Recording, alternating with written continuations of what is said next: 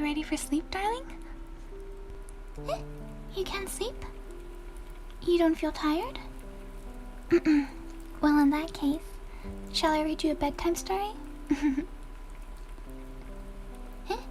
Bedtime stories are for little kids? I don't think so. Come on, let me read you something. Really? I'm glad. So I have a few stories I can think of. The first one is about a foolish traveler. I'll read you that one first. Once upon a time, there was this foolish traveler that went on a journey. Why was he foolish? Because he was fooled by everyone he met. Everywhere he went, people made up all kinds of sad stories to tell him, and he fell for every one of them. One day, the traveler walked through a village until he was stopped by a frail old woman. "Please spare some coins for medicine," the woman cried, and of course, the traveler gave her the last of his coins. The traveler was fooled by everyone he met in the village. Pretty soon his money, his clothes, and even his shoes have been cheated away from him. But the foolish traveler was always glad to help, and he always told people the same thing. He said, "I wish you happiness." But by this point, though, the traveler was completely naked and had nothing else to cover himself with. He decided to leave the main road and travel through the dark, dark forest. But soon, he was discovered by the goblins that lived in the forest. They wanted to eat the traveler's body. So they begged and they pleaded and used kind words to try and trick him.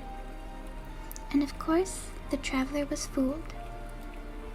First, he let the goblins eat a leg, then an arm, then more and more.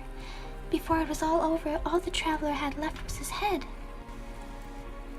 He even gave his eyes to the last goblin, and as the last goblin was eating his eyes, he turned and said, "Thank you, traveler. In return, I leave you this present." What the goblin left was a piece of paper with the word "fool" written on it. The traveler couldn't see it. He didn't even know what it was. Even so, tears began to flow down his face. "This is the first present anyone has ever given to me. I'm so happy, thank you." Even without his eyes, the traveler cried great tears of joy. Then, the traveler died with a smile still on his face. The end. Wow, what a great story, huh? It really makes me think, though. I feel sorry for the traveler. See, laws and hardships, we can't only focus on them. The traveler didn't. He never thought about his own troubles at all. I imagine it probably does sound foolish to some people, but not me. I don't think he was foolish at all.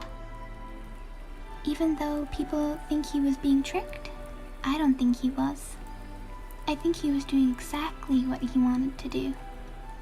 I think, more than anything, he just wanted to make other people happy. What about you, darling? What do you think?